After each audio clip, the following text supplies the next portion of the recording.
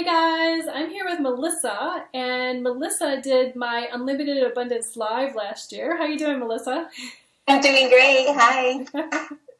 So, Melissa, we're all curious, what was your life like before Unlimited Abundance, and what were some of the cool things that happened during your journey? Okay, well, when I first thought about what my life was like before Unlimited Abundance, I had a little bit of trouble tapping into it because I've been deleting so many of my old patterns that I just kind of like get rid of it and don't want to know it anymore. But yesterday I bumped into an old journal that I like to rip up once I read the stuff in there that doesn't fit with me anymore. But I found a quote and it said, I stopped planning because planning shows me how unlikely all my goals are. And that pretty much sums up what it Wow. was like for me before the program. It was like I would make plans and I would feel like this is never gonna happen. It's so pointless. And now whenever I think this is never gonna happen, I think, well, what are all the ways that it could happen? I start thinking of all of the different possibilities. And something I found too is that sometimes I'll manifest exactly what I wanted, and it's like not what I wanted, right? After I Right? get it. Yeah. And it's so easy now that it's like, oh, if you manifest something you don't love, you just manifest something else. Yeah, And re-choose. that's just so relieving to stop thinking of like, be careful what you wish for. Like, it's awesome. So yeah, that's pretty much it for me. Wow. No, that's a really cool. Those are a lot of little tidbits and revelations that happened in there. So some people are listening and they're like, "Yeah, but what was kind of? Do you remember like a breakthrough of something that you manifested that you were like, oh my gosh, this stuff really works?" For me, my manifestations aren't like, ta-da, like the clouds parting and everything just is wonderful from now. For me, it's more like, oh, I've been sitting in this energy for a little while and it's nicer. But then when I go back and look, it's like my husband and me got rid of like $80,000 in debt. Wow, He that's was huge. getting, yeah, he was getting, both him and I were both getting sued, and I was just dropped from the lawsuit. I remember I showed up to court and they looked at me like, what are you doing here? And I said, well, my name's on here. And they like didn't even want to talk to me. They just kind of like sent me home, but my husband was still stuck in that, and like that left. I had deep issues with my daughter's dad, who came into our lives out of nowhere. He'd been gone for a while and then he was back, and I just I didn't know how to handle it or what to do. And then I started using the tools. Like I started sending him blessings every day. I started sending love, and like at first it was like, yeah, I'm sending you love, and like it wasn't really real, but I kept doing it anyway, just paving for it to become real. And it did. And we went to court, and like money that he owed me, the judge saw that he really did owe me the money, put it on payment plans, and then he just disappeared again, which I Wow. thought was weird, right? And it was kind of scary at first, like, oh my gosh, like, what did I do to make this guy go away? And then my daughter came up to me, she was like, oh, Mom, isn't our life so much more peaceful now that my dad stopped trying to, like, come all the time and be all crazy? And I said, yeah. So, is it okay if I just, like, send him love from far away and just know that he's okay? Like, we don't have to be together, right? Just because he's my parent. And that, too, was like, oh my God, you don't have to hang out with people just because you're related to them. Wow. Yeah. How old is she? I'm curious. He's 9. and 9. but she's already like feeling energy. She's Well, like, and wow. she listens to the tapes too. My 2 little kids are total manifestors because they listen to this tape all the time. You could just tell. My 1-year-old son, he walked by this truck the other day, and you could see it in his eyes that he was like riding the truck, right?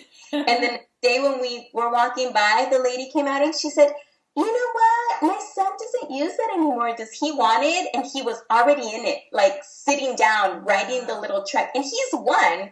And I, of course, had to push him home. And I was thinking, how did he do that? Like, because I saw it in his eyes. He drove by the truck in his eyes. Like, you could see it in him. And My 3-year-old is like that too. She's a relentless like that. She goes, well, I can't have it. Well, what do I have to do to get it? Questions like that. It's awesome. Wow. So, would you say, like, how often do you use the tools during the day? Every day. Okay. Every day, 24/7. And when I'm having like a really, really hard time is when I use them the most. Okay. And sometimes I just like, I do a lot of the exercise where I close my eyes, and it's something you taught in one of the tapes, but in one of the audios, but I changed it a little bit. So like I'll close down my eyes and I'll think of 3 things that I know are absolutely true. Like absolutely true.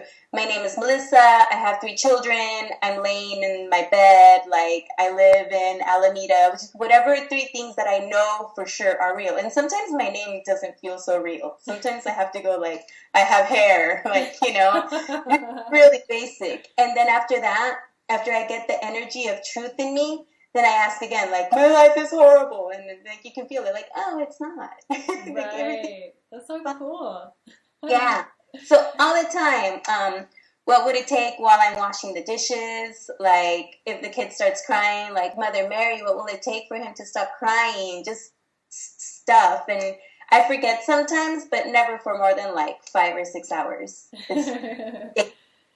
So was it hard for you to add that to your life?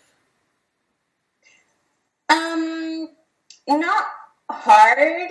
Well, I don't know. It's simple to do, but you just kind of have to get over yourself, and that's hard, but it's not like climbing a mountain hard where like your fingers hurt and your nails bleed hard. It's kind of like, do it. Yeah. So I get what you're saying. So basically the tools are easy. But the tools are easy. You have to be there to make it. You have to actually choose to use it, right? You have to use it, right? Like, boiling water isn't hard, but you have to turn on the stove and you have to make sure you don't overboil it type of thing. Like, you have to pay attention and you have to be willing to do it. Right.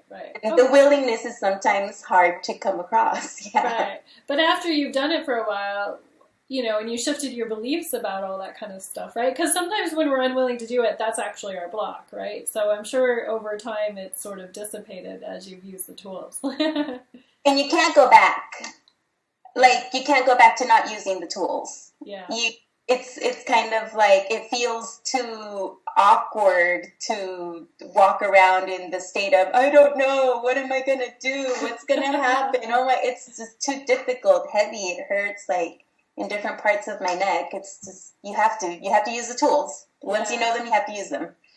So some people are listening and are going, yeah, but will it make more money than I invest? And you obviously said you washed away a whole huge amount of debt and things like that.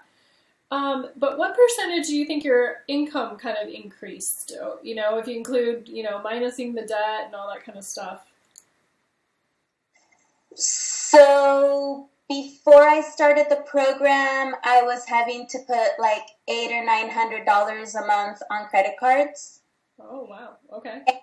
After the program, without getting a job, or like my husband still works at the same place and I still don't have a job. And now we're able to put money in our savings account every month. So it's a little bit weird because it's like this kind of the same amount of money, but it just lasts longer. Okay. Like thousands of dollars, like $800 a month on credit cards, and now we don't use the credit cards and we add to our savings. It's where does it come from? It just does. Yeah. Well, because with awareness, you're obviously utilizing it in a happier way or something. Yeah, and then just stuff like more space in our home. Stuff like that is just more. Everything's more. $1 lasts longer. Yeah, that's so cool.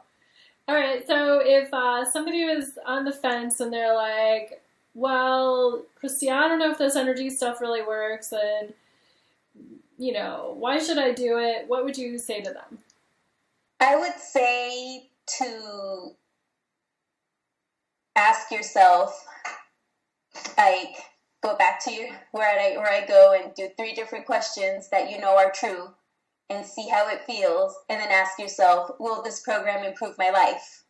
And see how you feel after that. And I think that you'll just know, your intuition just awakens from being around these tools, and you'll just know that that's it. I remember when I was on the fence about buying the program, I did the Mind Valley free audio, and then I went up and I signed up, and I was like, well, I'm going to put it on my credit card, and if it goes through, then I'm in, and if it doesn't, I'm not, right? Because, like, I was just so far into debt, I didn't even know if the credit card would work. And then I panicked because I didn't type in my credit card. I typed in my debit card number, and then the money was there anyway. And I remember thinking, like, that's a sign that I have to do it. Like, everybody ate that week, even though I thought, like, oh, and then I was like, well, I'll just cancel it. And no, you can't. You just have to go with it. Right. No, that's really kind of cool, because I've heard a lot of stories of people, they just, they might not have had the money, and then they just did it, and then the money just somehow showed up, because now they're in this energy of choosing, abundance or something different.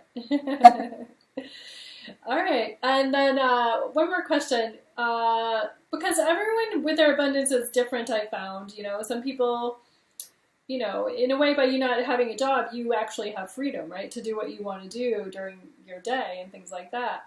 So would you say, like, on a scale of 1 to 10, 10 being totally happy, before the program, what was your happiness level, and where is it now? Before the program, I was in a deep depression. I moved away from my home, which was in San Diego, to Alameda, which doesn't seem like such a big deal, but for me it was like I'm related to like 60 people and I see them all every Friday, to I'm in Alameda by myself. Oh my God, what's going to happen to me? And I was just so scared, and like, I don't know if it was like hormones from the pregnancy or being far away or back kids or what it was. I couldn't even breathe. And now I'm like, oh, I can breathe, I can talk, I can run, I can make decisions again, I can believe in myself. It's just a total difference. Just a total difference. Yeah. And honestly, that's priceless. I mean, truly. Yeah. Oh, yeah. Self-empowerment is, you can't put a price on it. All right. Thank you so much for sharing your story with us. We love it. Thank you for asking. Yeah.